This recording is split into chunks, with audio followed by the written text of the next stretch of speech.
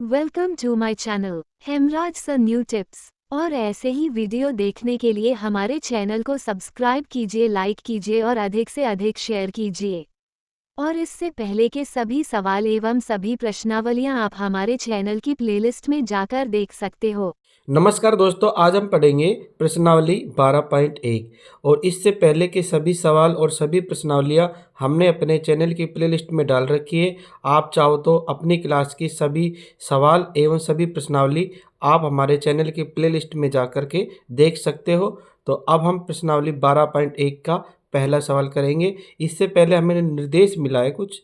जब तक अन्यथा न कहा जाए पाई का मान 22/7 ही लीजिए।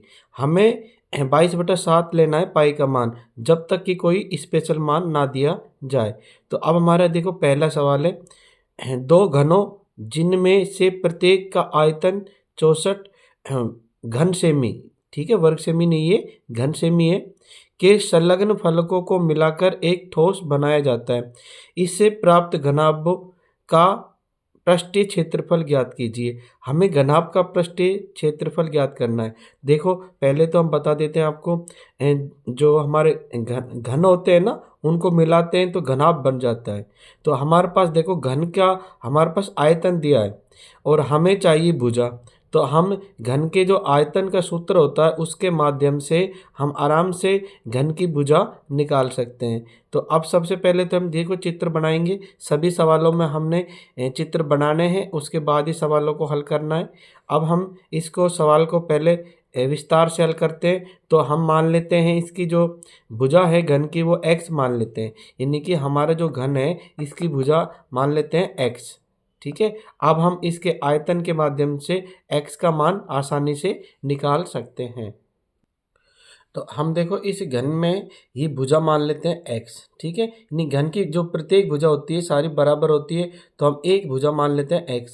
तो माना घन की भुजा x मान लिया, और घन का जो आयतन है हमारे पास दे रखा है प्रश्न में। तो घन का जो आयतन दे रखा है हमारे पास वो है 64 घन सेमी, ठीक है, यानी घन का आयतन दे रखा है हमारे पास 64 घन सेमी। और अब हम देखो घन का आयतन निकालने का जो सूत्र होता है वो पहले लगाएंगे। तो घन का आयतन का जो सूत्र है हम इधर लिखेंगे, ठीक है। तो घन का आयतन का जो सूत्र होता है हमारे पास भुजा भुजा की घन, ये हमारा होता है घन का आयतन का सूत्र। और जबकि हमारे पास घन का आयतन दे रखा है पुस्तक में 64 घन सेमी। अब हम आगे हल करेंगे। तो हमने क्या माना, भुजा को माना हमने x माना है, तो यहाँ पे लिखेंगे x, और x का घन बराबर में 64। और अब हमारे पास देखो यहाँ पे x की 3 है, यानी x की घन बराबर 64 आ गए, और हमें केवल x का मान निकालना है। तो x को हम इधर रख लेंगे और इस घन को इधर ले जाएंगे। जब ही घन इधर जाएगा तो किस में बदलेगा, घन मूल में, क्योंकि इधर से जब इधर जाती कोई संख्या तो उसका विपरीत हो जाता है, उल्टा हो जाता है। तो ये घन है तो इधर जाके किस में बदल जाएगी, घन मूल में। तो अब हम 64 का क्या करेंगे, घन मूल। तो यार लिखेंगे 64 और ऐसे लिखते हैं घनमूल, यहाँ 3 लगा देते हैं। जैसे अंडर रूट है ना, अंडर रूट के बाहर या 3 लगा दिया तो इसका मतलब हो गया 64 का घनमूल। अब 64 का घनमूल कैसे निकालते हैं, तो आपको बता रहे हैं हम 64 का घनमूल यहाँ पे निकाल के बता रहे हैं। ये हम रफ कार्य कर रहे हैं, ठीक है। आप भी परीक्षा के अंदर सबसे लास्ट पेज पर रफ कार्य कर सकते हो। देखो 64 में हम छोटी से छोटी संख्या का भाग लगाएंगे। 2 का भाग जा रहा है तो 2 का भाग दिया, 2 तिया 6, 3 बार गया, इधर 2 दूनी 4 32 आ गए। 2 का फिर लगाया यहाँ पे 16 आ गए, फिर 2 का लगाया 8 आ गए, फिर 2 का लगाएंगे 4 आ गए, और फिर देखो 2 का जाएगा, फिर आ जाएंगे हमारे पास 2, और फिर 2 का लगाएंगे आएगा 1। जब तक 1 ना आए जब तक भाग लगाते रहना है। अब देखो घन के अंदर वर्ग में क्या करते थे हम, 2 2 का जोड़ा बनाते थे, और घन के अंदर हम 3 का जोड़ा बनाएंगे। देखो ये बन गए 3 का जोड़ा, 1 2 3, और इधर भी 3 का जोड़ा बनाएंगे घन में, ठीक है। तो घन में 3 3 का जोड़ा बनाएंगे तो जोड़े में से एक संख्या बाहर ले लेते हैं 2, और इधर भी जोड़े में से एक संख्या बाहर ले लेते हैं 2। अब देखो दोनों का क्या करेंगे, गुणा करेंगे। तो 2 दूनी कितना 2 दूनी हो गए 4। तो हमारे यहाँ पे घनमूल आ गए 4, यानी 64 के घनमूल हो गए हमारे 4। तो यहाँ पे x का मान आ गया हमारे पास 4 और किस में था सेमी, यानी हमारे पास x का मान आ गया 4 सेमी, यानी कि भुजा हमारे पास कितनी आ गई 4 सेमी।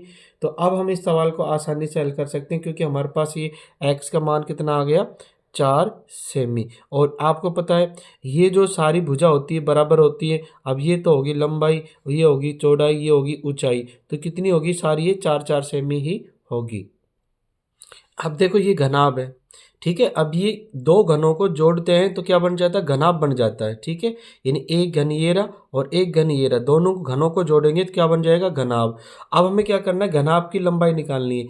देखो घनाभ की लंबाई कैसे निकालेंगे, यहाँ से लेकर के यहाँ तक। अब देखो यहाँ से यहाँ तक 4 है तो यहाँ से यहाँ तक कितनी होगी, ये 4 ही होगी, यानी कि टोटल कितनी होगी 4 और 4 8, यानी घनाभ की लंबाई होगी हमारे पास 4 और ये भी 4, कितनी होगी 8, 8 सेंटीमीटर होगी, 8 सेमी, इसको लिख देते हैं 8 सेमी।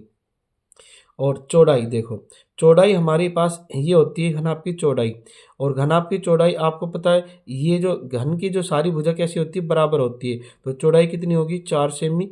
और ऊंचाई, ऊंचाई कितनी होगी हमारे पास, ये ऊंचाई भी कितनी होगी 4 सेमी, क्योंकि घनाभ की सारी भुजा कैसी होती है, बराबर होती है। तो हमारे पास ये चौड़ाई भी 4 और ऊंचाई भी, तो चौड़ाई लिख देंगे, घनाभ की चौड़ाई को बोलते हैं बी, और ये होगी हमारे पास 4 सेमी। और घनाभ की ऊंचाई, घनाभ की ऊंचाई को भी हम क्या बोलते, 4 सेमी है, तो इसको बोलते हैं एच, तो एच होगी हमारे पास 4 सेमी। इस तरह से हमारे पास देखो घनाभ की लंबाई आ गई, चौड़ाई आ गई और ऊंचाई आ गई। इनके नाम होते हैं, लंबाई को एल बोलते हैं, चौड़ाई को बी बोलते हैं और ऊंचाई को बोलते हैं एच। तो इसके माध्यम से अब हम आराम से घनाभ का पृष्ठीय क्षेत्रफल ज्ञात कर सकते हैं। अब घनाभ का पृष्ठीय क्षेत्रफल का जो सूत्र होता है वो है 2 गुणा, फिर लगाएंगे हम ब्रैकेट। अब उसके बाद होता है लंबाई, लंबाई गुणा चौड़ाई, यानी एल बी, ठीक है, लंबाई गुणा चौड़ाई। फिर उसके बाद प्लस चौड़ाई गुणा ऊंचाई, यानी बी एच, लगाएंगे बी एच। फिर उसके बाद फिर प्लस, और फिर चौड़ाई ऊंचाई गुणा लंबाई, फिर एच और एल, ठीक है। देखो इस सूत्र को याद करने का सबसे अच्छा तरीका है, यानी 2 को बाहर लिखेंगे, ब्रैकेट के अंदर क्या करना है, पहले इसको एल को बी से गुणा करेंगे, फिर बी को एच से गुणा करेंगे, फिर एच को एल से गुणा करेंगे। इस तरह से ये हम सूत्र बनाए, यानी L B plus B H plus H L, ठीक है। और इनको आगे करेंगे तो हमारे पास 2 के 2 रहेंगे गुणा में। अब इनके स्थान पर इनके मान लिखते हैं, एल, एल का मतलब होता है लंबाई, लंबाई कितनी है 8, तो यहाँ पे 8 लिखेंगे। और उसके बाद है इनके बीच में कोई चिन्ह नहीं, तो किसका मान हो जाएगा, गुणा का। बी कितनी है 4, उसके बाद फिर प्लस, फिर बी कितनी है इसमें 4, फिर गुणा का निशान, फिर एच कितनी है 4 और फिर प्लस, और फिर एच कितनी है 4 और फिर गुणा का निशान, और एल कितनी है 8, तो यह लिखेंगे 8।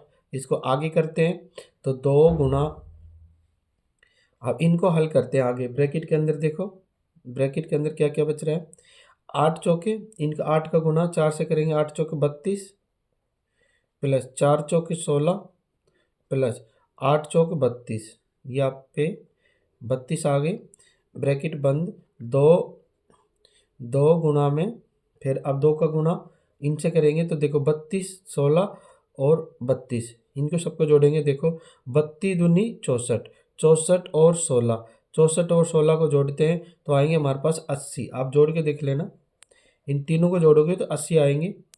2 का गुना 80 से करेंगे तो आगे हमारे पास 8 दूनी 16 और 1 0, 160 वर्ग सेमी, यह आ गया हमारा 160 वर्ग सेमी। और ये हम कह सकते हैं अतः नए घनाभ का पृष्ठीय क्षेत्रफल हो गया 160 वर्ग सेमी। और इस तरह से ये हो गया हमारा पहले सवाल के आंसर। देखो ये सवाल आपको समझ में नहीं आ रहा तो इसको आप बार बार देखोगे तो आपको ठीक से समझ में आ जाएगा। और इन सवालों में चित्र बनाना जरूरी है। सभी बच्चे अपनी कॉपी में पहले चित्र को बनाएंगे, उसके बाद ही सवालों को हल करेंगे, क्योंकि परीक्षा में आपके चित्रों के भी नंबर मिलते हैं, क्योंकि चित्रों के स्पेशल नंबर मिलेंगे बोर्ड की परीक्षा में, इसलिए चित्र बनाना बहुत ज़रूरी है आप लोगों को। ठीक है, इस तरह से पहले सवाल के ये हो गए 160 वर्ग सेमी आंसर। अब प्रश्न नंबर 2 है प्रश्नावली 12.1 का। कोई बर्तन एक खोखले अर्धगोले के आकार का है जिसके ऊपर एक खोखला बेलन अध्यारोपित है। अर्धगोले का व्यास 14 सेमी और इस बर्तन की कुल ऊंचाई 13 सेमी है। इस बर्तन का आंतरिक पृष्ठीय क्षेत्रफल ज्ञात कीजिए। देखो ये हमारा एक पूरा बर्तन है और बर्तन में हमें दे रखी है, इसकी बर्तन की पूरे की ऊंचाई दे रखी है 13 सेमी, ठीक है। और इसका जो व्यास है पूरा, ठीक है, इसका जो व्यास है पूरा कितना दे रखा है 14 सेमी, 14 सेमी दे रखा है। तो हम इसकी आसानी से त्रिज्या निकाल सकते हैं क्योंकि नीचे जो अर्धगोला है और जो अर्धगोला है तो वृत्त है, तो इसकी जो त्रिज्या निकालेंगे तो व्यास का आधा कर देंगे। तो व्यास इसमें 14 है तो त्रिज्या कितनी हो जाएगी 14 के आधे 7, तो 7 सेमी हो जाएगी त्रिज्या। तो यहाँ लिख देते हैं 7 सेमी त्रिज्या आई, ठीक है। ये 7 सेमी त्रिज्या होगी और ये जो त्रिज्या 7 सेमी है तो नीचे भी त्रिज्या कितनी होगी 7 सेमी होगी। यानी कि जो गोला है हमारा नीचे अर्धगोला तो उसकी जो ऊंचाई हो जाएगी 7 सेमी। तो यहाँ पे लिख देंगे 7 सेमी क्योंकि ये भी त्रिज्या है 7 सेमी। हम लिखते हैं 7 सेमी, ठीक है। ये भी 7 है और ये भी 7 है क्योंकि ये भी त्रिज्या और ये भी त्रिज्या दोनों बराबर होगी 7 सेमी। तो अब हम आसानी से इसका पृष्ठीय क्षेत्रफल निकाल सकते हैं। आगे कह रहा है सवाल, इस बर्तन का आंतरिक पृष्ठीय क्षेत्रफल ज्ञात कीजिए। तो हमें इसका पूरे का आंतरिक पृष्ठीय क्षेत्रफल निकाल सकते हैं। तो हम क्या कैसे निकालेंगे, देखो पहले तो इसका बेलन है, बेलन का निकालेंगे और उसके बाद इसका दोनों का निकाल करके और दोनों को जोड़ देंगे। तो उसके बाद पूरे का हमारा इस पूरे बर्तन का पृष्ठीय क्षेत्रफल निकल के आ जाएगा। तो अब इसके सवाल को विस्तार से हल करते हैं। तो सबसे पहले लिखेंगे अर्धगोले तथा बेलन की उभयनिष्ठ त्रिज्या, यानी हमारा जो ये अर्धगोला है और ये बेलन है इन दोनों की त्रिज्या, देखो यहाँ से ये त्रिज्या हो जाएगी, ये यहाँ से और यहाँ तक ये त्रिज्या हो जाएगी इसकी भी, ये 7 सेमी है तो ये भी कितनी होगी 7 सेमी होगी, ठीक है। और कैसे निकाली, क्योंकि इसमें व्यास दे रखा है पूरा, तो 14 सेमी व्यास है और हमें निकालनी है त्रिज्या, तो 14/2 करेंगे तो कितना जाएगा 7 सेमी। यानी कि हमारे पास इस बेलन की त्रिज्या और इस अर्धगोले की त्रिज्या दोनों की इतनी आ गई 7 सेमी होगी दोनों की त्रिज्या। अब हम निकालेंगे, देखो बेलन बर्तन की ऊंचाई कितनी है, तो ये लिखेंगे बर्तन की कुल ऊंचाई जो हमारे पास प्रश्न में दे रखा है, बर्तन उसकी ऊंचाई, बर्तन की ऊंचाई,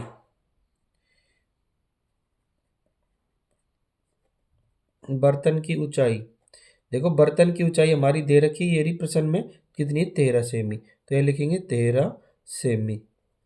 बर्तन की ऊंचाई 13 सेमी होगी। उसके बाद अब हमें निकालनी है बेलन की ऊंचाई, ठीक है। तो बेलन की ऊंचाई कैसे निकालेंगे, देखो बर्तन की दे रखी है तो बेलन की निकालनी है। तो बेलन की ऊंचाई निकालने के लिए बर्तन वाली ऊंचाई में से हम इस अर्धगोले की ऊंचाई को घटा देंगे। तो अर्धगोले की ऊंचाई कितनी है 7 सेमी, तो हम 13 में से 7 घटा देंगे तो हमें बेलन की ऊंचाई निकल के आ जाएगी। तो यह लिखेंगे बेलन की ऊंचाई, बेलन की ऊंचाई 13 कुल है बर्तन की और उसमें से हम गोले की ऊंचाई निकाल देंगे। देखो गोले की ऊंचाई ये रही 7 सेमी, ठीक है ना, 7 सेमी हमने बताया था अभी आपको, क्योंकि ये त्रिज्या है, इधर भी त्रिज्या 7 होगी तो इधर भी होगी।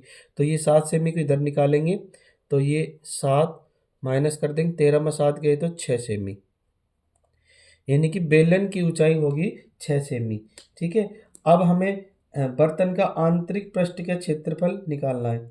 तो यह लिखेंगे पहले इस तरह से लिखेंगे, बर्तन का आंतरिक पृष्ठीय क्षेत्रफल निकाल रहे हैं तो इसके लिए क्या करेंगे, बेलन का आंतरिक पृष्ठीय क्षेत्रफल और प्लस में अर्धगोले का आंतरिक पृष्ठीय क्षेत्रफल दोनों को हम क्या करेंगे जोड़ देंगे, ठीक है। अब देखो दोनों के जो सूत्र होते हैं हम यहाँ से स्टार्ट करते हैं। बेलन का आंतरिक पृष्ठीय क्षेत्रफल निकालने का जो सूत्र होता है वो होता है 2πRH, यानी बेलन का आंतरिक पृष्ठीय क्षेत्रफल निकालने का सूत्र होता है 2πRH और उसमें जोड़ेंगे अब हम अर्धगोले का आंतरिक पृष्ठीय क्षेत्रफल निकालने का सूत्र। तो इसका भी सूत्र होता है 2πR², 2πR², ठीक है। दोनों सूत्रों को हमें याद करना है।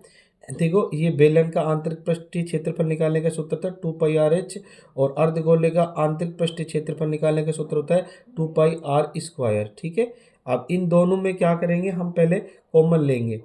देखो इसमें 2πr, इसमें भी 2πr, दोनों में कॉमन आ रहा है तो 2πr को बाहर ले लेते हैं।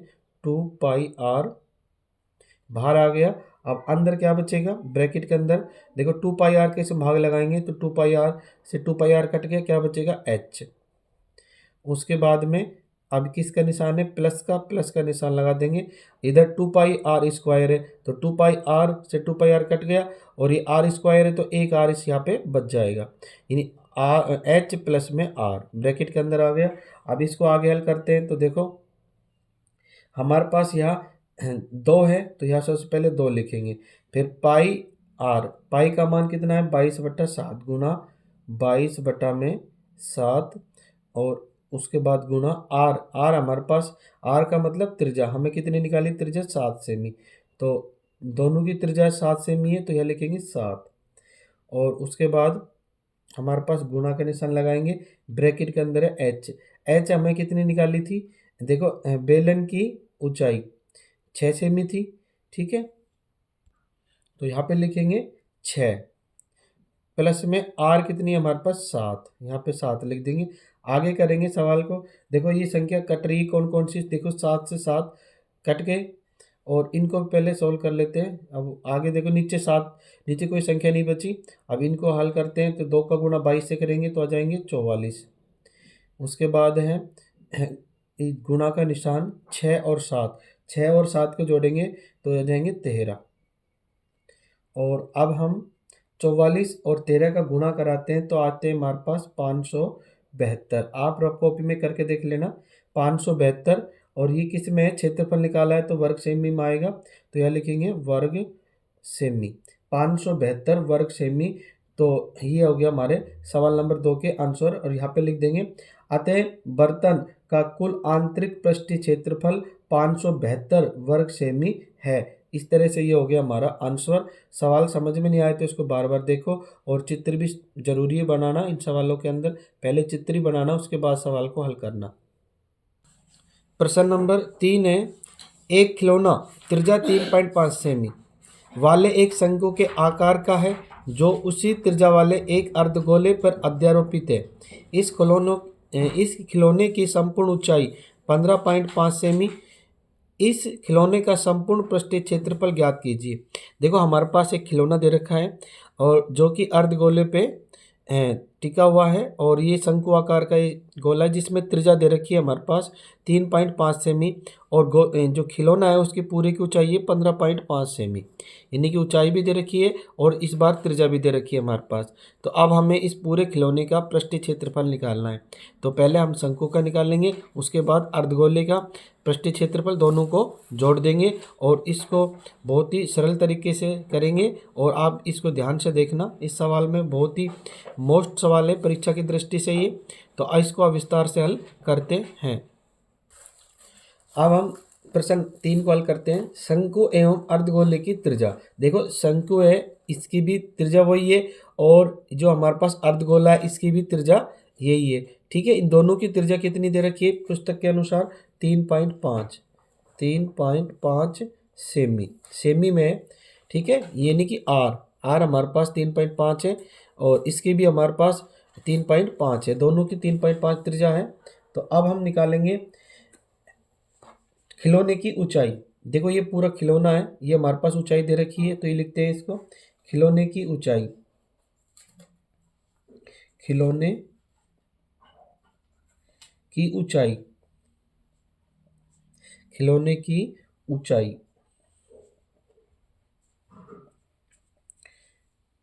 खिलौने की ऊंचाई और कितनी है 15.5 सेमी, जो कि हमें पुस्तक में दी हुई है प्रश्न में 15.5 सेमी, यानी पूरे खिलौने की ऊंचाई है ये। उसके बाद आप निकालेंगे शंकु की ऊंचाई। शंकु की ऊंचाई, शंकु की ऊंचाई देखो कैसे निकालेंगे। देखो ये जो पूरा खिलौना है इसकी पूरे की 15.5 है, तो शंकु की हमें यहाँ तक लेनी है। ठीक है, तो यहाँ तक लेने के लिए क्या करेंगे, इसमें से जो ये त्रिज्या है, ठीक है ना, जो अर्धगोले की त्रिज्या उसको घटा देंगे और त्रिज्या कितनी है हमारे पास 3.5, यानी 15.5 में से 3.5 घटा देंगे तो इस शंकु की ऊंचाई निकल के आ जाएगी। तो 15.5 माइनस 3.5, तो ये हो जाएगी हमारे पास 15.5 में से 3.5 घटाएंगे तो बचेंगे 12 सेमी। आप घटा के देख लेना। शंकु की ऊंचाई आ गई 12 सेमी, ठीक है, यानी ऊंचाई को बोलते हैं हम एच, यहाँ पे एच भी लिख देते हैं। और उसके बाद में अब देखो, अब हमें क्या करना है, शंकु की तिर्यक ऊंचाई निकालनी है। देखो ये जो शंकु होता है ये तो इसकी होगी ऊंचाई, ठीक है, और अब हमें तिर्यक ऊंचाई यानी ये वाली ऊंचाई कहलाती है तिर्यक ऊंचाई, और इसको हम एल के नाम से बोलते हैं। ये तिर्यक ऊंचाई होती है ये वाली, इसको हम एल के नाम से बोलते हैं। अब ये वाली ऊंचाई भी हमें निकालनी है, और अब हम निकालेंगे शंकु की तिर्यक ऊंचाई। तो ये लिखेंगे शंकु की तिर्यक ऊंचाई। आपको तिर्यक का मतलब समझ में आ गया होगा, क्योंकि तिर्यक नया शब्द आया है, इससे पहले आपने नहीं पढ़ा होगा 9वीं क्लास तक, केवल 10वीं में ही पढ़ रहे हो आप तिर्यक शब्द, इसलिए आपको ध्यान देना है सवाल पर। शंकु की तिर्यक ऊंचाई, यानी तिर्यक का मतलब हो गया ये वाली ऊंचाई, इसको बोलते हैं, और इसको हम एल के नाम से हम जानते हैं, एल, ठीक है, इसका नाम है एल अंग्रेजी में, यानी कि स्मॉल एल। और अब हम निकालेंगे, इसका जो सूत्र होता है under root R square plus में एच स्क्वायर, ठीक है, यानी कि शंकु की तिर्यक ऊंचाई ये वाली ऊंचाई निकालने का जो सूत्र होता है आर स्क्वायर प्लस में एच स्क्वायर। इसके आधार पर अब निकालेंगे आर हमारे पास कितनी है, आर हमारे पास 3.5 है, तो यह लिखेंगे अंडर रूट 3.5 का वर्ग प्लस में, और एच हमारे पास कितनी है, शंकु की ऊंचाई कितनी है 12, तो यह लिखेंगे 12 का वर्ग। आगे करते हैं तो इसको, तो यहाँ पे अंडर रूट लगा देते हैं पहले ही। अब 3.5 का वर्ग, 3.5 का वर्ग होता है 12.25, आप करके देख लेना, 12.25 आएंगे आपके। 3.5 गुना 3.5 करोगे तो 12.25 आएंगे आपके, प्लस में 12 का वर्ग आपको याद होना चाहिए कितना होते हैं 144। अब दोनों को जोड़ देंगे, दोनों को जोड़ने पर प्राप्त होगा 156.25, इन दोनों को जोड़ेंगे तो आएंगे हमारे पास 156.25, और इनका क्या लेना है हमें अंडर रूट यानी वर्गमूल, और 156.25 का वर्गमूल होता है हमारे पास 12.5 सेमी। तो एल हमारे पास निकल के आ गया, एल हमें निकाल दिया, ठीक है, एल यानी कि तिर्यक ऊंचाई, शंकु की तिर्यक ऊंचाई होगी 12.5 सेमी, ठीक है, यानी कि ये वाली ऊंचाई होगी 12.5 सेमी, लिख देते हैं 12.5 सेमी, यानी शंकु की तिर्यक ऊंचाई निकल के आ गई 12.5 सेमी। तो अब हम निकालेंगे बर्तन का पृष्ठीय क्षेत्रफल। तो अब निकालते हैं खिलौने का संपूर्ण पृष्ठीय क्षेत्रफल। तो इसका जो सूत्र है, शंकु का पृष्ठीय क्षेत्रफल को और अर्धगोले का पृष्ठीय क्षेत्रफल दोनों को क्या करेंगे, जोड़ देंगे। तो अब पहले हम शंकु का पृष्ठीय क्षेत्रफल निकालने का सूत्र लिखते हैं। तो देखो इस बार हमारे पास शंकु का जो पृष्ठीय क्षेत्रफल निकालने के जो सूत्र है वो लिखते हैं पाई आर एल, और उसके बाद प्लस में पाई आर एल प्लस में, और अर्धगोले का पृष्ठीय क्षेत्रफल का सूत्र होता है 2 पाई आर स्क्वायर, ठीक है, ये होता है अर्धगोले का पृष्ठीय क्षेत्रफल 2 पाई आर स्क्वायर, और इसका शंकु का पृष्ठीय क्षेत्रफल सूत्र होता है पाई आर एल, ठीक है, एल का मतलब जानते हो ना, तिर्यक ऊंचाई है ये, ठीक है। अब इनमें दोनों में क्या करेंगे, हम पहले कॉमन ले लेते हैं। दोनों में कॉमन क्या आ रहा है, दोनों में कॉमन आ रहा है पाई आर, इधर भी पाई आर, दोनों में पाई आर कॉमन आ गया, पाई आर कॉमन आ गया, अंदर क्या बचेगा, अंदर बचेगा देखो पाई आर कॉमन आ गया, पाई आर के इसमें भाग लगाएंगे कि यहाँ पे बचेगा एल, उसके बाद में प्लस में, और पाई आर के इसमें भाग लगाएंगे तो यहाँ पे एक तो बचेगा 2, और पाई से पाई कट गया, एक आर स्क्वायर तो एक आर बचेगा, ठीक है, ये हमारा सूत्र बन गया फाइनल। अब इस सूत्र के आधार पर आगे हल करते हैं। तो पाई आर, पाई का मान कितना है हमारे पास 22/7, 22/7, और आर हमारे पास है, और आर हमें देखो निकाली थी, आर हमारे पास 3.5 है, तो गुणा में 3.5। उसके बाद है ब्रैकेट एल, एल हमारे पास है, एल का मतलब हो गया तिर्यक, ठीक है ना, एल या तिर्यक ऊंचाई, तिर्यक ऊंचाई है 12.5, तो यहाँ लिखेंगे 12.5 और उसके बाद में प्लस का निशान है, प्लस लगाएंगे और 2 और गुणा में आर, आर कितनी है, आर हमारी वही रहेगी 3.5, तो ये लिखेंगे 3.5। आगे हल करते हैं तो इसको देखो, ये हमारे पास, पहले इसको हम काट लेते हैं, कट रही है तो संख्या देखो ये कट रही है, इसको हम पहले 7 से काट लेते हैं, 7 एकम 7 और 7 पंजे 35, एक संख्या छोड़ के पॉइंट है तो 0.5, ठीक है। यहाँ आगे 0.5, यानी 7 का 35 में भाग लगा, 7 पंजे 35, एक संख्या छोड़ के पॉइंट है तो 0.5, तो इधर आगे 22 गुणा में 0.5 और इन सबको क्या करेंगे अब हम गुणा कर लेंगे और जोड़ लेंगे। तो आप देखो 22 यहाँ पे लिखेंगे 22 गुणा में 0.5 और इधर ब्रैकेट में क्या क्या बच रहा है, इधर ब्रैकेट में हमारे पास है 12.5 और 2 का गुणा 3.5 से करेंगे तो 35 दूनी 70, 70 के बाद में पॉइंट आएगा, यानी 70 है तो जीरो के बाद, जीरो से पहले पॉइंट आ जाएगा तो जीरो हट जाएगी, तो कितना आ जाएंगे 7, तो प्लस में 7, ठीक है।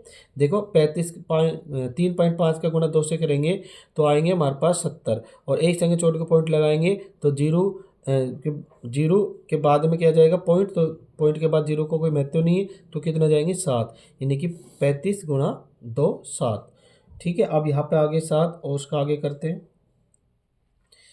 अब आगे करेंगे तो देखो 11 को गुणा 5 से करेंगे, ठीक है, 11 को गुणा हम 5 से करेंगे तो कितना आएंगे,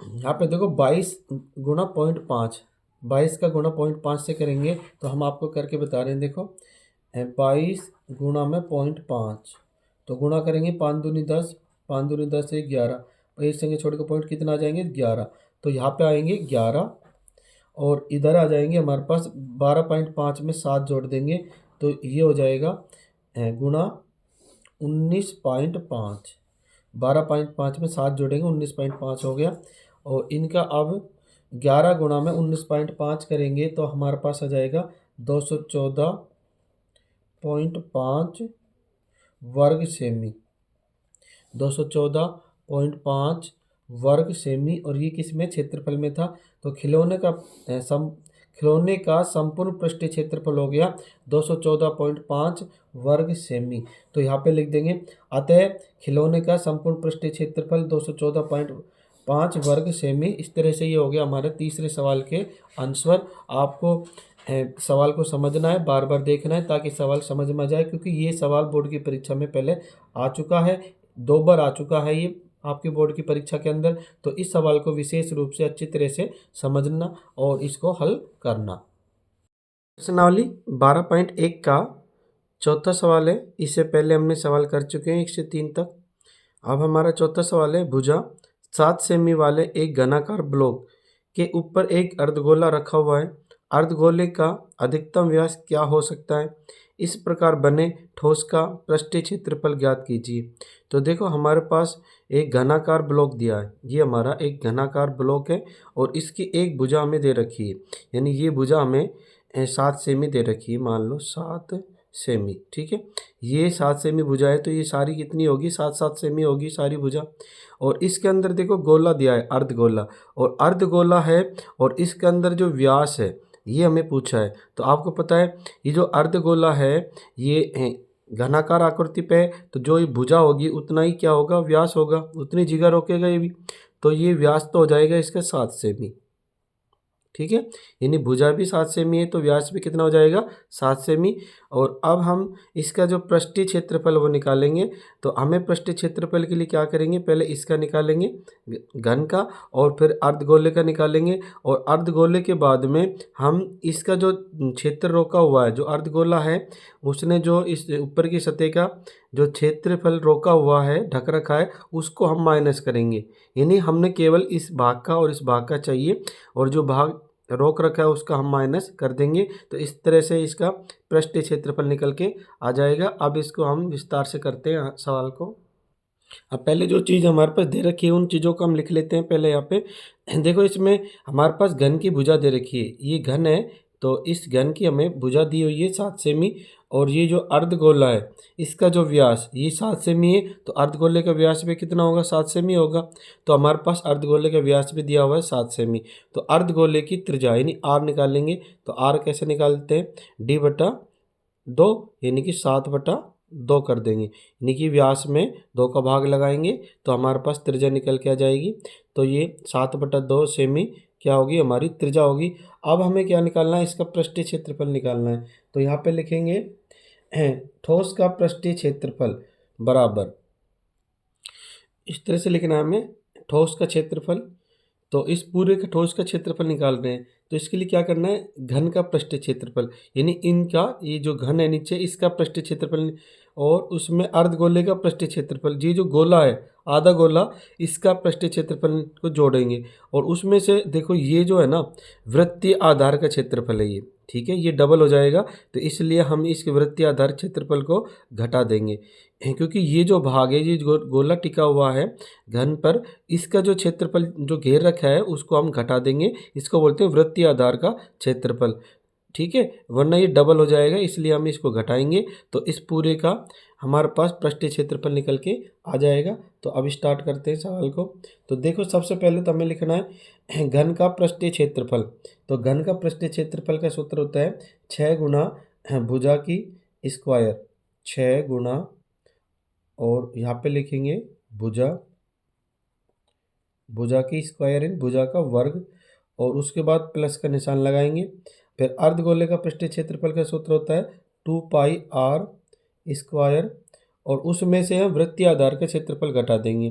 तो वृत्तीय आधार के क्षेत्रफल का सूत्र होता है πr स्क्वायर, यानी वृत्त का क्षेत्रफल है ना वही इसका वृत्तीय आधार होता है, ठीक है, πr स्क्वायर, इसको घटा देंगे। तो आगे करते हैं। तो देखो हमारे पास 6 और यहाँ पे गुणा में अब लिखेंगे भुजा स्क्वायर। उसके बाद देखो अब यहाँ पे 2πr स्क्वायर में से हम माइनस के πr स्क्वायर हटा देंगे, यानी कि ये तो 2πr स्क्वायर है और ये 1πr स्क्वायर है, तो 2 में से 1πr स्क्वायर निकाल देंगे, घटा देंगे, तो हमारे पास क्या बचेगा, 1 बचेगा, यानी कि यहाँ बचेगा πr स्क्वायर, ठीक है। इस 2 में से इसको पूरे को घटाएंगे तो बचेगा πr स्क्वायर। अब हम इसको आगे करते हैं। तो 6 गुणा में भुजा हमारे पास कितनी है, घन की भुजा 7 सेमी है, तो यहाँ लिखेंगे 7 का वर्ग, प्लस में पाई का मान होता है 22/7 गुणा आर। आर हमारे पास कितनी है, अर्धगोले की त्रिज्या ये 7/2, तो 7/2 गुणा में 7/2, क्योंकि यहाँ पे आर का स्क्वायर है इसलिए 7/2 लिखना पड़ेगा। आगे करते हैं। तो देखो 6 और इसको 7 का वर्ग करेंगे तो 7 7 49, और यहाँ पे आ जाएगा हमारे पास प्लस।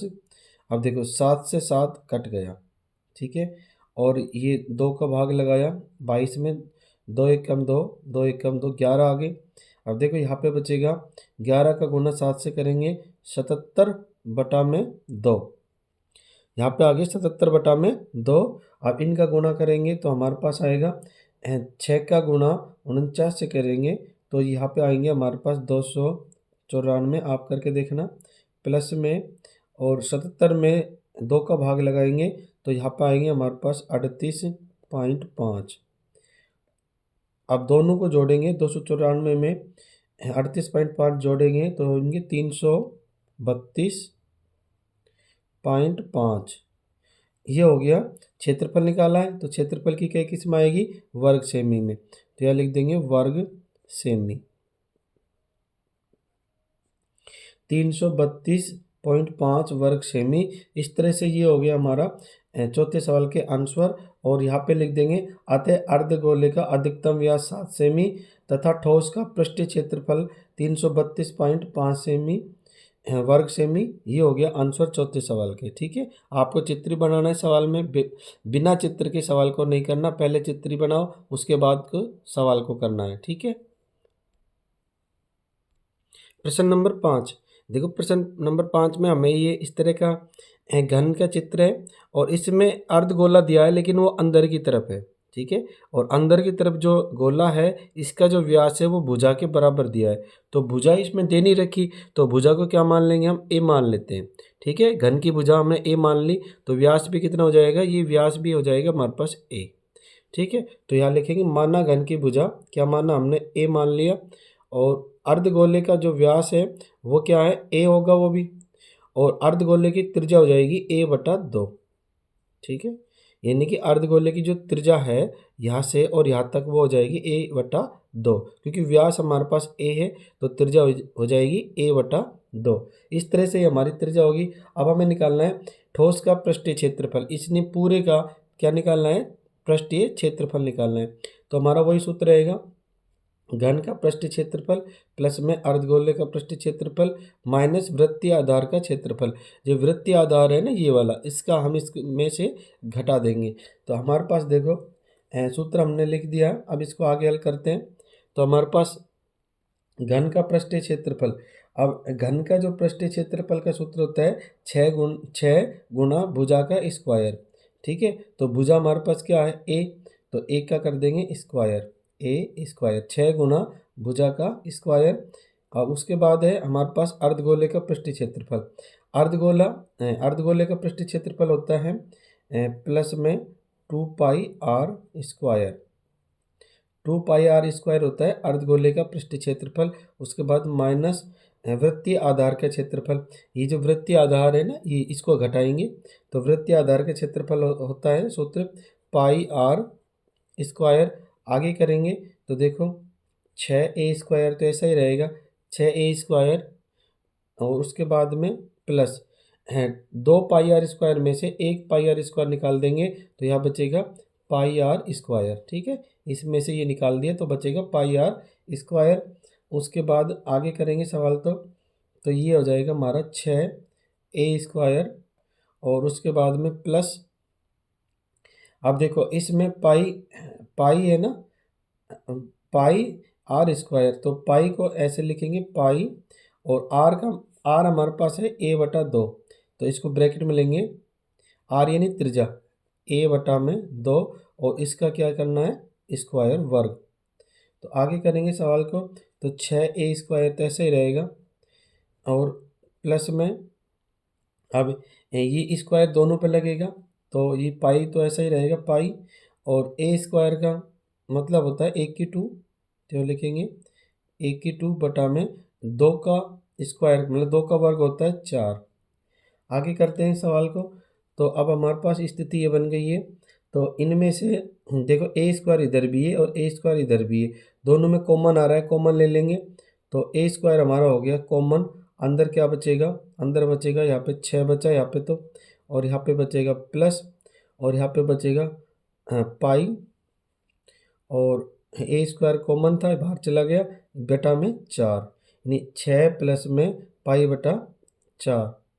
आगे करते हैं तो सवाल को, तो अब यहाँ पे हमारे देखो यहाँ पे हम दोनों में क्या लेंगे, इनमें एलसीएम लेंगे। एलसीएम आएगा a² ब्रैकेट, यहाँ पे 6 के नीचे 1 रख देते हैं, मान लें 1 रख दिया हमने, तो इनका एलसीएम लेने में आसानी रहेगी। तो इनका एलसीएम लेंगे, अब 1 और 4 का एलसीएम हो गया 4। अब इनको कराएंगे क्रॉस गुणा, 4 का गुणा 6 से करेंगे, 4 का गुणा 6 से करेंगे तो आएंगे 24, और प्लस में पाई का गुणा 1 से करेंगे तो आएगा पाई।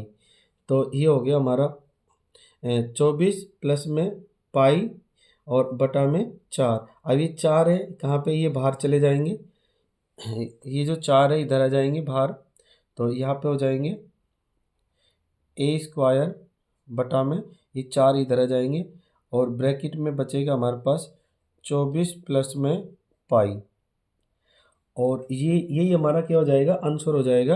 यहाँ लिख देंगे वर्ग सेमी, यानी a² बटा 4 और 24 प्लस पाई, ये वर्ग सेमी ये 5 सवाल के हो गए हमारे आंसर। प्रश्न 6 में हमारे पास देखो एक कैप्सूल दिया है जिसकी पूरी लंबाई दी हुई है, यानी पूरे कैप्सूल की लंबाई है 14 mm। तो अब हमारे पास इसका जो व्यास दे रखा है वो भी लिखा हुआ है, व्यास इसमें 5 mm है और हमें निकालनी त्रिज्या। अब देखो ये जो अर्धगोला है दो, इधर भी अर्धगोला इधर भी, तो इसका जो व्यास है वो यहाँ से यहाँ तक कितना है, ये व्यास है हमारे पास 5 mm। तो हमें निकालनी है इसकी त्रिज्या, यानी यहाँ से और यहाँ तक। तो त्रिज्या आपको पता है व्यास की आधी होती है, तो त्रिज्या हो जाएगी 5/2।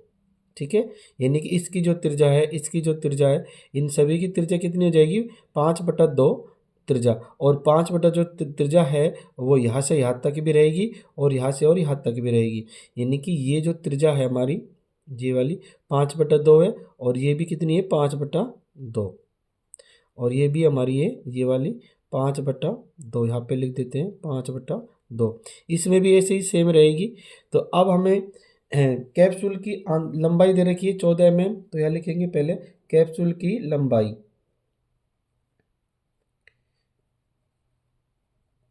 कैप्सूल की लंबाई, कैप्सूल की लंबाई है 14 mm।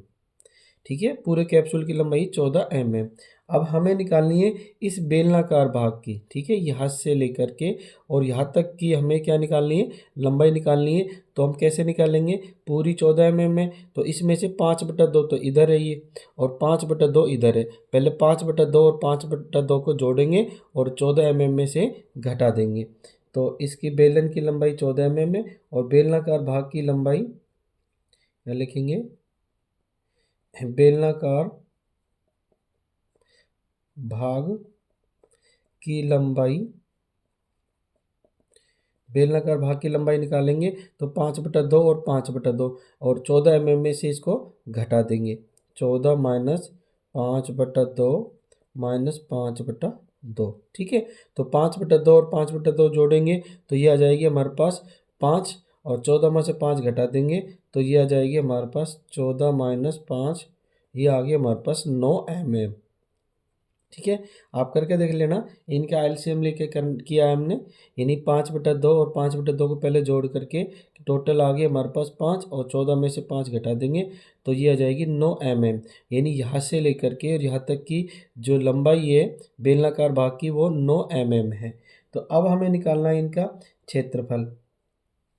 तो कैप्सूल का पृष्ठीय क्षेत्रफल निकालेंगे अब। ठीक है, इस पूरे कैप्सूल का पृष्ठीय क्षेत्रफल निकालेंगे तो हमारा सूत्र वही रहेगा। यहाँ पे लिखते हैं, पहले इस तरह से लिख लेंगे, कैप्सूल का पृष्ठीय क्षेत्रफल बराबर बेलन का पृष्ठीय क्षेत्रफल इन इस बेलन का प्लस में 2 अर्धगोलों का पृष्ठीय क्षेत्रफल, यानी अर्धगोले दो में, एक तो ये रहा और एक ये रहा। ठीक है, इस दोनों को जोड़ लेंगे तो हमारे पास पूरे कैप्सूल का क्या आ जाएगा, क्षेत्रफल निकल के आ जाएगा। तो अब हम निकालते हैं इनका, तो यह लिखेंगे बेलन का पृष्ठीय क्षेत्रफल। तो बेलन का पृष्ठीय क्षेत्रफल का जो सूत्र होता है ये 2πr/h, 2πr/h। उसके बाद में प्लस फिर है 2, फिर लिखेंगे 2 और अर्धगोले का पृष्ठीय क्षेत्रफल का सूत्र होता है, यहाँ पे ब्रैकेट में कर लेते हैं, गुणा ब्रैकेट 2πr²। ठीक है, ये दो अर्धगोलों का पृष्ठीय क्षेत्रफल निकाल रहे हैं तो 2 गुना 2πr², ये होता है अर्धगोले का पृष्ठीय क्षेत्रफल का सूत्र 2πr²। आगे करते हैं तो देखो इसको, अब इसका हम इसमें गुणा करा देंगे, ये हमारे पास ऐसा ही रहेगा 2πr/h और उसके बाद प्लस 2 का गुणा 2 से करेंगे तो हो गए 4 और πr²। अब यहाँ पे देखो हमारे पास, यहाँ पे हमारे पास कॉमन आ रहा है, ये देखो 2πr इसमें भी है और देखो 4 है तो ये दो का भाग आसानी से चला जाएगा इसमें। तो हम यहाँ पे 2πr इसमें भी है, ठीक है, 2πr इसमें और 2πr इस दोनों में कॉमन है तो 2πr हमारा आ गया कॉमन। 2πr कॉमन आ गया तो अंदर बचेगा हमारे पास, यहाँ पे 2πr कॉमन आ गया तो यहाँ से बचेगा केवल h और उसके बाद प्लस और यहाँ पे 4πr² है, 4 है तो 2 का भाग 4 में लगाया, 2 दूनी 4 2 आ गए और पाई आर कॉमन आ गया और क्या बचेगा यहाँ पे आर बचेगा 2r, ठीक है। यानी 2 पाई आर का जब इसमें भाग लगाएंगे तो 2 से 2 का भाग 4 में लगाया 2 आ गए, ठीक है। और 2 फिर उसके बाद पाई आर से पाई आर कट गए, यहाँ पे पाई आर स्क्वायर था तो एक आर यहाँ पे बच गया, यानी h प्लस 2r, ये हमारे पास सूत्र बन गया। इसको आगे हल करते हैं तो हमारे पास देखो सबसे पहले हमारे पास 2 है तो 2 ही लिखेंगे। पाई का मान है हमारे पास गुणा 22/7, ठीक है, ये हमारा पाई है। और गुणा आर, आर का मतलब होता है त्रिज्या, और आर हमारी कितनी थी कैप्सूल की, ये देखो त्रिज्या ये 5/2, 5/2। और उसके बाद है ब्रैकेट, ब्रैकेट लगाएंगे और एच, एच हमारे पास कितनी थी, एच हमारे पास बेलन की जो लंबाई थी वो कितनी थी हमारे पास एच, ये हमारी रही बेलनाकार भाग की लंबाई, यानी कि ये होगी एच हमारी 9। तो यहाँ पे लिखेंगे हम 9, यानी एच के स्थान पे कितने लिखेंगे 9 प्लस में 2। और आर हमारे पास है, आर हमारे पास 5/2 है तो यह लिखेंगे 5/2 गुणा 5/2 और ब्रैकेट कर देंगे बंद। अब आगे करते हैं सवाल को। देखो यहाँ पे हमारे पास 2 से 2 कट रहा है, पहले इसको काट लेते हैं। 2 से 2 कट गया और इधर देखो 22 का गुणा 5 से करेंगे तो आएंगे हमारे पास 110 और नीचे कितने बच रहे 7 तो बटा 7। और इधर ब्रैकेट के अंदर देखते हैं क्या क्या बच रहा है, गुणा 9 प्लस में 5, 9 प्लस में 2 गुणा में 5/2। तो देखो 2 से 2 कट गया तो यहाँ बचेगा 9 प्लस 5, तो यह लिखेंगे 9 प्लस में 5, 9 प्लस 5। अब आगे इसको करते हैं तो यही कर देते हैं हम 110 गुणा में, देखो यहाँ पे हम गुणा करेंगे 110 का गुणा 9 प्लस 5 हो गए 14, तो 110 गुणा में 9 और 5 14 और बटा में लिखेंगे यहाँ पे बटा में आएंगी 7। अब हमारे पास देखो ये 7 का 7 14 कट रहे हैं आपस में तो 7 एकम 7, 7 दूनी 14 और 110 का गुणा 2 से करेंगे तो हमारे पास आएंगे 220 mm। इसको mm है क्षेत्रफल निकाला है तो वर्ग mm में लिखेंगे इस, ठीक है, वर्ग mm हिंदी में लिख देते हैं इसको इंग्लिश के बजाय 220 वर्ग mm यानी कि मिलीमीटर, यहाँ पे लगा देते हैं स्क्वायर, यानी 220 वर्ग mm, ठीक है, वर्ग मिलीमीटर हो गया। ये हमारा हो गया आंसर, यहाँ पे लिख देंगे अतः कैप्सूल का पृष्ठीय क्षेत्रफल 220 वर्ग मिलीमीटर, ठीक है, मिमी, 220 मिमी भी कह सकते हो, 220 वर्ग मिमी। ये हो गया छठे सवाल के हमारे आंसर। प्रश्नावली 12.1 का 7वां सवाल है, कोई तंबू एक बेलन के आकार का है जिस पर एक शंकु अध्यारोपित है। यदि बेलनाकार भाग की ऊंचाई और व्यास क्रम से 2.1 मीटर और 4 मीटर है तथा शंकु की तिर्यक ऊंचाई 2.8 मीटर है तो इस तंबू को बनाने में प्रयुक्त कैनवास का क्षेत्रफल ज्ञात कीजिए। साथ ही 500 प्रति वर्ग मीटर की दर से इसमें प्रयुक्त कैनवास की लागत ज्ञात कीजिए। देखो ये हमारे पास प्रश्न के अनुसार चित्र बनाया हमने और ये तो हमारा क्या है, बेलन है और उस ऊपर क्या है, तंबू लगा हुआ है। तो अब हमें उसका पूरे का यानी प्रयुक्त कैनवास का क्षेत्रफल यानी कि इसका पृष्ठीय क्षेत्रफल निकालना है। तो हमारे पास देखो क्या क्या दे रखा है, इसमें एक तो व्यास दे रखा है, तो अब हम व्यास की दे रखा है तो हम त्रिज्या आसानी से निकाल सकते हैं। तो 4 व्यास है तो त्रिज्या होगी इसकी आधी, तो 2 होगी हमारी यहाँ पे त्रिज्या और इसकी भी त्रिज्या 2 हो जाएगी। और ये जो हमारा ऊपर है इसकी भी त्रिज्या कितनी हो जाएगी 2 मीटर, ठीक है। और उसकी बेलन की ऊंचाई हमारे पास दी हुई है और ये इसका जो शंकु है इसका ये ऊंचाई है, तिर्यक ऊंचाई 2.8 मीटर ये दी हुई है। तो अब हम इसका पृष्ठीय क्षेत्रफल ज्ञात करेंगे और इसकी जो लागत है 500 रुपये प्रति वर्ग मीटर के हिसाब से वो भी ज्ञात करते हैं विस्तार से। अब प्रश्न नंबर 7 में देखो, सबसे पहले हम लिखेंगे बेलन और शंकु की उभयनिष्ठ त्रिज्या। देखो ये त्रिज्या और ये त्रिज्या क्या होगी, दोनों बराबर होगी, उभयनिष्ठ है दोनों में। और अब यहाँ पे देखो व्यास दे रखा है, तो व्यास हमारे पास 4 है, तो हम त्रिज्या निकाल सकते हैं, 4/2 कर देंगे, इसकी आधी करेंगे तो 2 दूनी 4, यानी आर हमारी होगी, त्रिज्या होगी 2 मीटर, यानी यहाँ पे भी 2 मीटर और यहाँ पे भी 2 मीटर। अब बेलन की ऊंचाई, बेलन की ऊंचाई हमारे पास दे रखी है 2.1 मीटर, तो यह लिखेंगे 2.1 मीटर।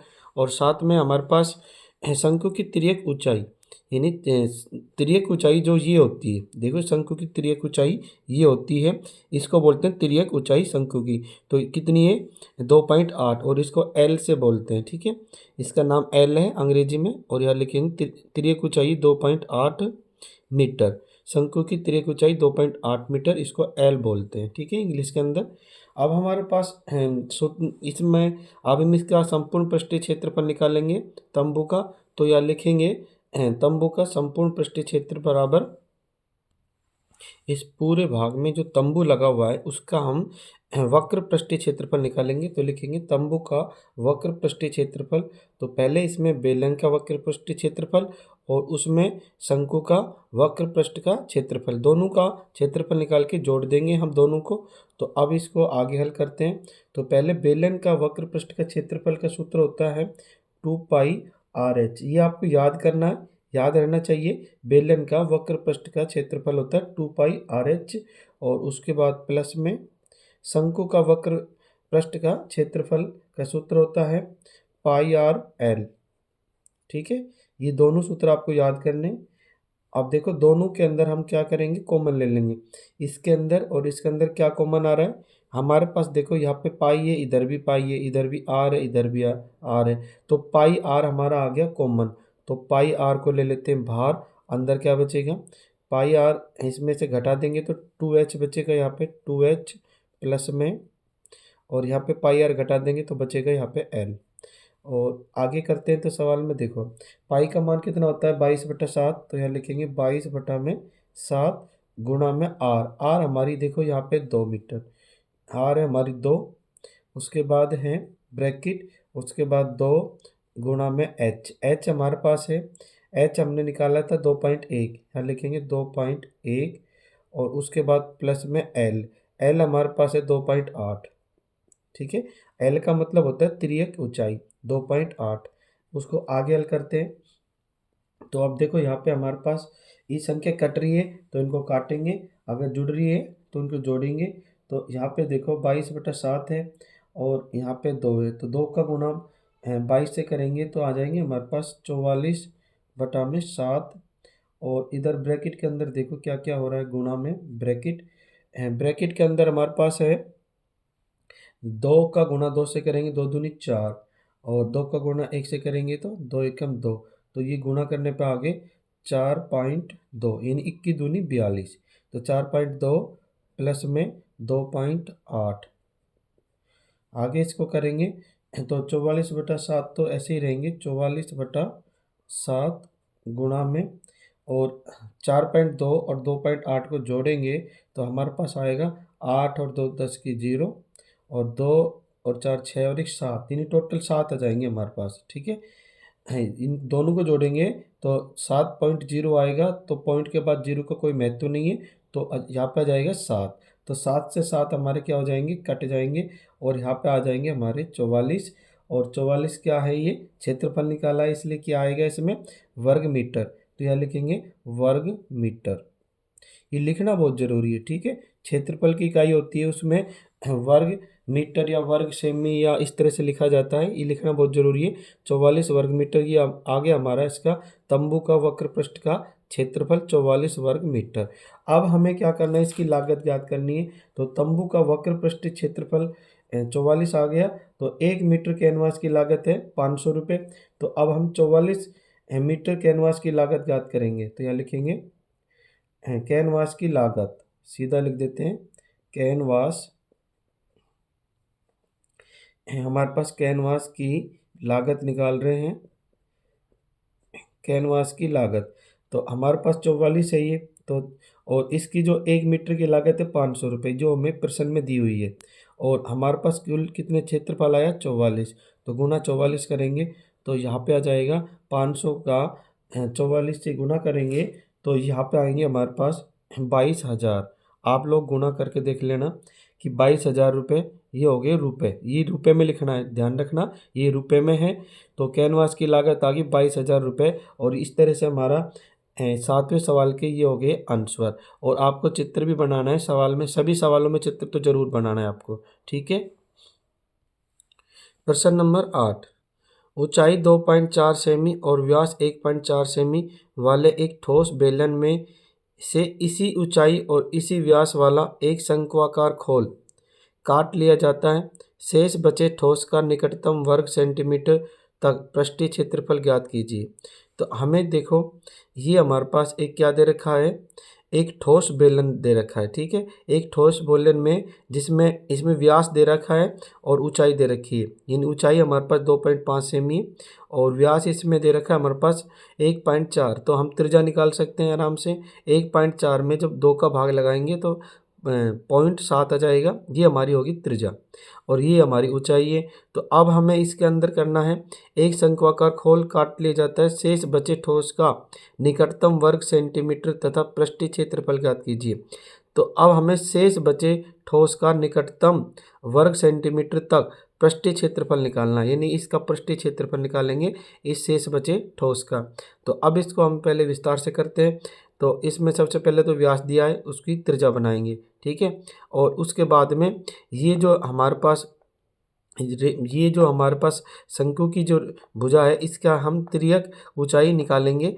तो सूत्र लगाएंगे तिर्यक ऊंचाई का और उसके माध्यम से इसको हल करते हैं विस्तार से। अब हम 8वें सवाल में सबसे पहले बेलन और शंकु की उभयनिष्ठ त्रिज्या निकालेंगे यानी आर। और हमारे पास इसमें देखो व्यास दे रखा है प्रश्न में, व्यास हमारे पास है 1.4 सेमी। तो इसको हम त्रिज्या में बदलेंगे तो बटा 2 कर देंगे और जब 2 के इसमें भाग लगाएंगे तो आ जाएंगे हमारे पास 0.7 सेमी, ठीक है। ये होगी बेलन और शंकु की उभयनिष्ठ त्रिज्या आर 0.7 सेमी। अब हम निकालेंगे बेलन की ऊंचाई, जबकि बेलन की ऊंचाई हमारे पास प्रश्न में दे रखी है। बेलन की ऊंचाई है हमारे पास ये वाली 2.5। तो यहाँ लिखेंगे बेलन की ऊंचाई 2 ये थोड़ा सही कर लेना, हमने 2.5 लिख दिया था, ये है 2.4। तो यहाँ बेलन की ऊंचाई हमारे पास है 2.4 सेमी, ये सब सेमी में इस बार। और हमारे पास देखो शंकु की तिर्यक ऊंचाई निकालेंगे, यानी कि ये ऊंचाई शंकु की तिर्यक ऊंचाई है ये निकालेंगे। क्योंकि शंकु की जो ऊंचाई है तो वो तो सेम है, इसकी बेलन की और शंकु की ऊंचाई तो दोनों की सेम है, लेकिन इसकी जो तिर्यक ऊंचाई है ये शंकु की तिर्यक ऊंचाई ये होती है, इसको निकालेंगे। और इसको निकालने के जो सूत्र होता है शंकु की तिर्यक ऊंचाई, इसको एल बोलते हैं। और एल बराबर है, इसका जो सूत्र होता है आर स्क्वायर, याद कर लेना आप, आर स्क्वायर प्लस में एच स्क्वायर और दोनों का अंडर रूट, ये होता है शंकु की तिर्यक ऊंचाई का सूत्र, R square plus H square और दोनों का अंडर रूट। तो इसके माध्यम से अब शंकु की तिर्यक ऊंचाई को निकालेंगे। तो शंकु आर हमारे पास है 7, तो यहाँ लिखेंगे 0.7 का स्क्वायर प्लस में एच, ऊंचाई कितनी है हमारे पास 2.4, तो यहाँ लिखेंगे 2.4 का स्क्वायर और अंडर रूट। अब 0.7 का गुना 0.7 से करेंगे तो हमारे पास आएगा 7 तो 7 तो 49, तो यहाँ पर आ जाएगा 0.49 प्लस में और इधर आ जाएगा 24, यानी 2.4 है ना, तो 24 गुना 24 करते हैं तो कितना आते हैं 576 और 2 संख्या छोड़ के 5.76 आ गए। और अब इनका क्या करना है हमें अंडर रूट। और अब देखो इन दोनों को जोड़ देंगे तो दोनों को जोड़ने पर आएंगे हमारे पास यहाँ पे 6.25, आप जोड़ के देख लेना, और इनका अंडर रूट। अब देखो 625 बन गया, 625 का वर्गमूल होता है 25, आपको पता है, और 2.5, ठीक है। 25 का मतलब पॉइंट भी आएगा इसमें, तो यहाँ पर आएगा 2.5 सेमी। यानी कि हमारे पास शंकु की जो ऊंचाई है, शंकु की तिर्यक ऊंचाई है एल कितनी आ गई 2.5 सेमी। तो अब हम निकालेंगे शेष बचे ठोस का संपूर्ण पृष्ठीय क्षेत्रफल। तो इसमें जो शेष बचा ठोस है उसका संपूर्ण पृष्ठीय क्षेत्रफल निकालेंगे। तो यहाँ पे लिखेंगे अब इस तरह से लिख लेंगे, शेष बचे ठोस का संपूर्ण पृष्ठीय क्षेत्रफल निकाल रहे हैं। तो देखो इसमें 3 चीज़ें बन रही है हमारे पास। एक तो बेलन का वक्र पृष्ठ का क्षेत्रफल, ये जो बेलन है इसमें जो वक्र पृष्ठ है ये सारा, ठीक है, इसका जो पृष्ठीय क्षेत्रफल निकालेंगे। दूसरा, बेलन का जो आधार है, ये जो आधार है नीचे, इसका भी निकलेगा। और आधार कैसा है? गोल है, यानी वृत्त है। तो हम क्या निकालेंगे? आधार मतलब वृत्त का क्षेत्रफल। और उसके बाद है ये शंकु, शंकु का भी वक्रीय वक्र पृष्ठ का क्षेत्रफल निकालेंगे, शंकु का भी। इन तीनों चीज़ों का क्षेत्रफल निकालेंगे। तो अब देखो यहाँ पे लिखेंगे बेलन का वक्र पृष्ठ का क्षेत्रफल प्लस में बेलन के आधार का क्षेत्रफल। ये बेलन का आधार है, ये गोल है, तो इसका मतलब वृत्त है ये। और शंकु का वक्र पृष्ठ का क्षेत्रफल, ये शंकु है, और इसका भी क्या निकालेंगे? वक्र पृष्ठ का क्षेत्रफल। अब तीनों के सूत्र लगाएंगे और उसके बाद विस्तार से हल करेंगे। तो इसको यहाँ से बी बराबर को यहाँ पे ले लेते हैं, यहाँ से स्टार्ट कर देते हैं। तो सबसे पहले होता है बेलन का वक्र पृष्ठ का क्षेत्रफल। तो बेलन का वक्र पृष्ठ के क्षेत्रफल का सूत्र आपको याद होना चाहिए, पहले कई सवालों में बता चुके हैं। 2πRh होता है इसका, 2πRh प्लस में उसके बाद है बेलन के आधार। देखो आधार हम बताया था ये गोल है, वृत्त है, तो वृत्त का क्षेत्रफल लगाएंगे सूत्र यहाँ। और वृत्त का जो सूत्र होता है वृत्त का क्षेत्रफल निकालने का, πr²। उसके बाद है प्लस, यहाँ लगाएंगे प्लस शंकु का वक्र पृष्ठ का क्षेत्रफल। अब जो शंकु बन रहा है इसका वक्र पृष्ठ का क्षेत्रफल का निकालने का सूत्र होता है πrl, ठीक है। इससे पहले भी सवालों में लगा चुके हैं सूत्र। अब देखो इनके अंदर हमें क्या लेना है, इनके अंदर हमारे पास जो कॉमन आ रहा है वो कॉमन लेंगे। देखो पाई आर इधर भी है, पाई आर इधर भी, और पाई आर इधर, तीनों में पाई आर हमारा क्या आ रहा है? कॉमन आ रहा है। तो पाई आर को बाहर ले लेते हैं और अंदर क्या बचेगा? ब्रैकेट के अंदर पाई आर के संभाग लगाएंगे तो यहाँ पे बचेगा 2h प्लस में, और पाई आर के संभाग लगाया तो यहाँ पे बचेगा आर, केवल आर बचेगा प्लस में, पाई आर का भाग लगाया यहाँ पे बचेगा एल। अब इनके जो मान है वो लिख देते हैं। पाई का मतलब होता है 22/7 गुणा में आर, आर का मतलब होता है त्रिज्या, आर का मतलब 0.7, तो यह लिखेंगे 0.7। और अब ब्रैकेट के अंदर लिखेंगे, देखो 2, उसके बाद h गुणा में h, h हमारा कितना है? h हमने निकाला था 2.4, ये लिखेंगे 2.4। उसके बाद है प्लस आर, आर हमारी है 0.7।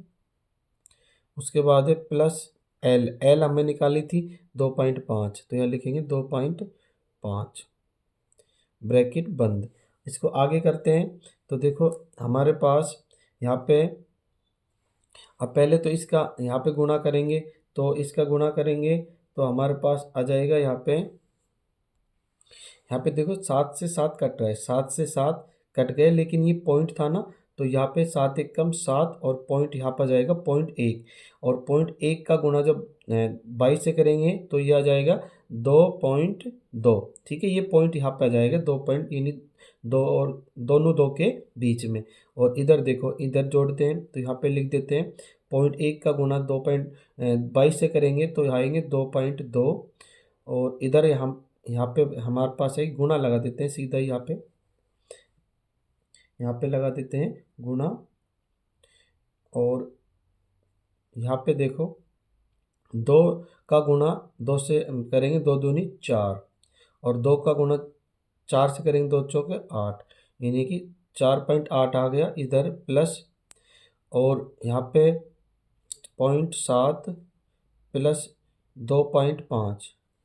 अब आगे करेंगे तो देखो इन सबको जोड़ लेंगे तो यहाँ पे रहेंगे 2.2, और इनको सबको जोड़ेंगे गुणा। तो सबको जोड़ने पर देखो, जोड़ के देख लेना आप, 5 और 7 12, 12 8 20, और 20 की 0 आएगी, और 2 और 2 4 6 2 8, कितना आगे 8, और पॉइंट के बाद 0 का कोई महत्व नहीं होता है, यहाँ पे सीधा आगे 8।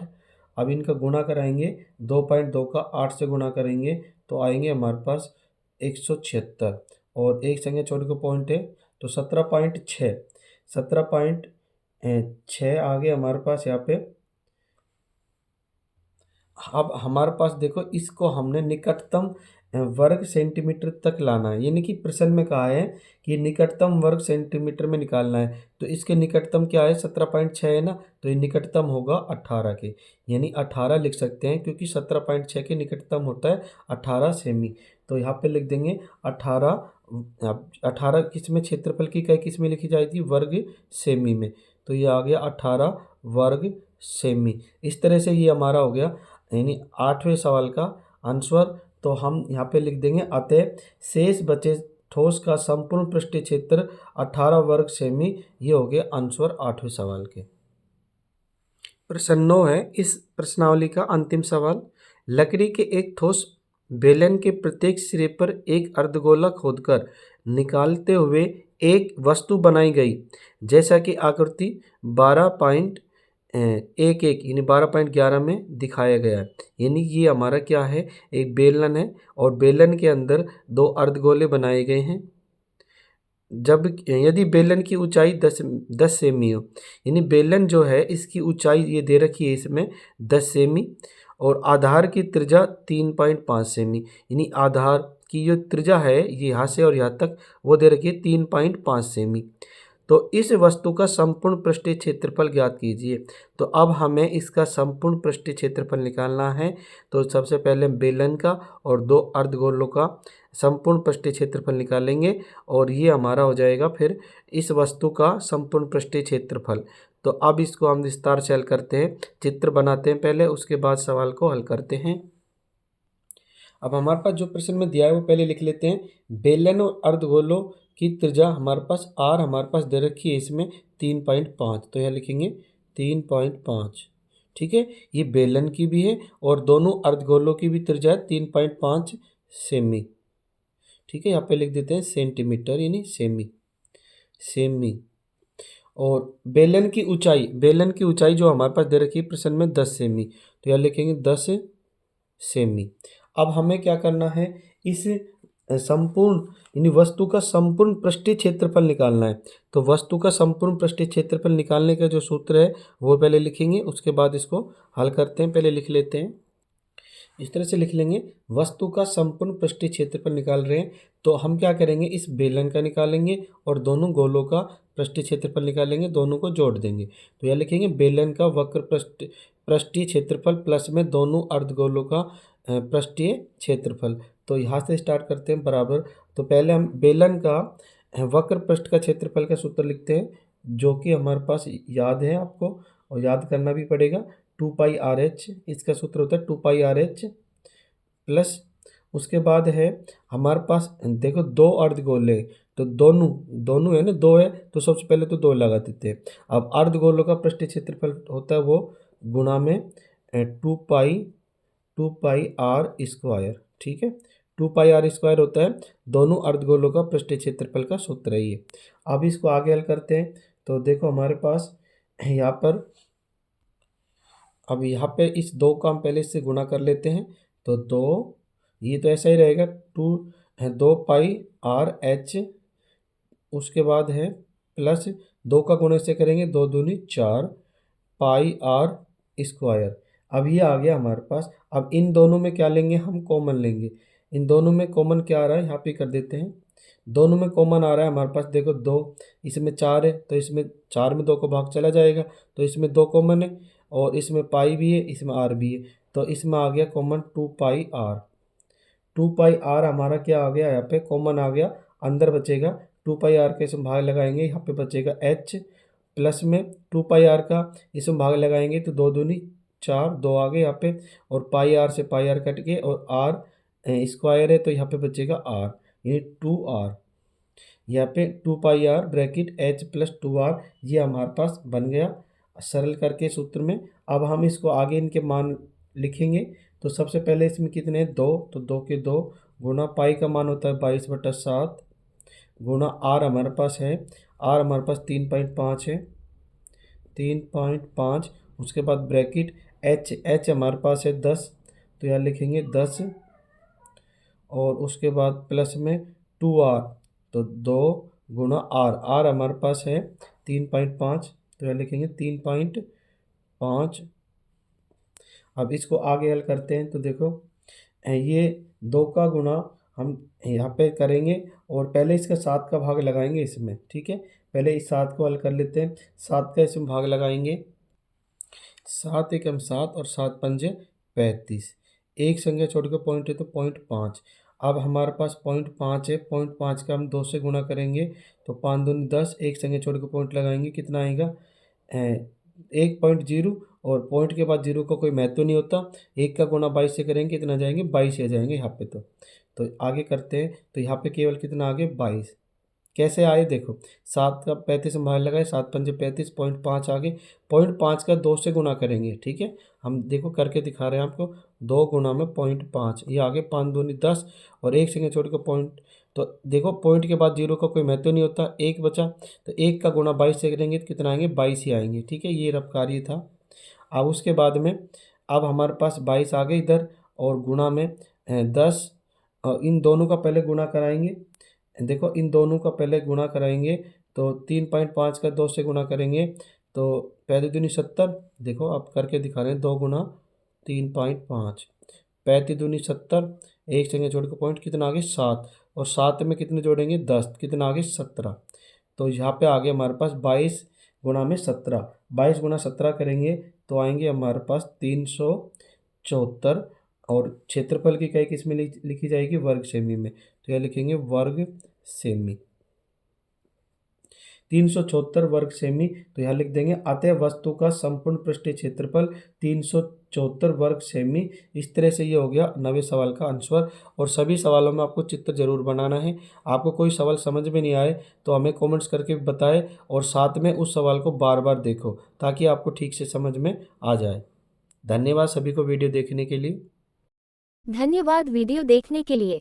और ऐसे ही वीडियो देखने के लिए हमारे channel Hemraj sir new tips को सब्सक्राइब करें, लाइक करें एवं अधिक से अधिक शेयर करें। जय हिंद।